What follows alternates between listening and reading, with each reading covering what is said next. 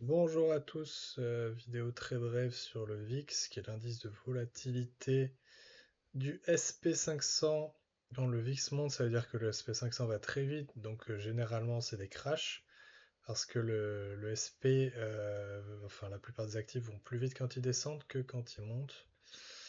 Et donc on peut observer trois zones d'intérêt sur le VIX qu'on peut trade assez facilement. En fait, on peut accumuler ici. Alors le problème c'est le slippage et les options, il faut quand même connaître les options, mais quand il y a des options assez intéressantes dans ces prix-là, on peut en acheter et on peut les vendre dans ces zones-là, vendre la plupart là, on voit que généralement il bute là-dessus, mais parfois là, parfois là.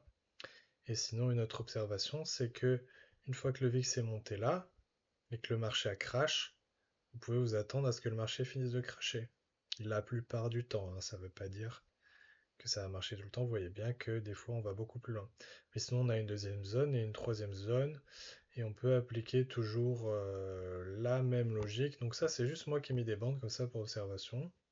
Vous pouvez trouver vos propres bandes qui vous conviennent, mais en tout cas les stats sont à peu près là. Quand le marché ici, là en dessous des 17, généralement le marché est boule, on peut accumuler des positions boule. Une fois qu'il range un peu trop dans ces zones-là, il faut faire attention. On pourrait aller voir par exemple en ajoutant ça. Je vais pas me l'ajouter. SPX. On voit bien que là, tout là, ultra boule. Et puis dès qu'il commence à monter, à accumuler un peu trop longtemps ici, on a un énorme crash qui se produit. Ici, il a accumulé longtemps dans cette zone, hein, on voit bien. Je suis assez étonné, mais bon, c'était en 98, donc les datas m'intéressent pas vraiment. Le marché était complètement différent. Allons regarder ce qui se passe ici. On voit bien que là, il y a eu un énorme spike.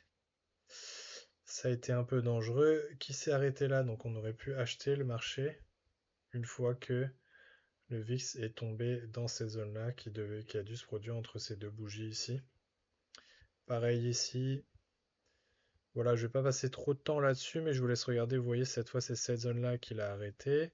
Et là, ok, il est allé très haut pendant le Covid. Euh, et ici, c'est quoi? Il s'est arrêté plusieurs fois ici. Voilà, donc c'est quand même assez intéressant de pouvoir regarder l'UX et puis de pouvoir prendre des longues de temps en temps. Sur le VIX, il y a des stratégies qui peuvent être assez intéressantes.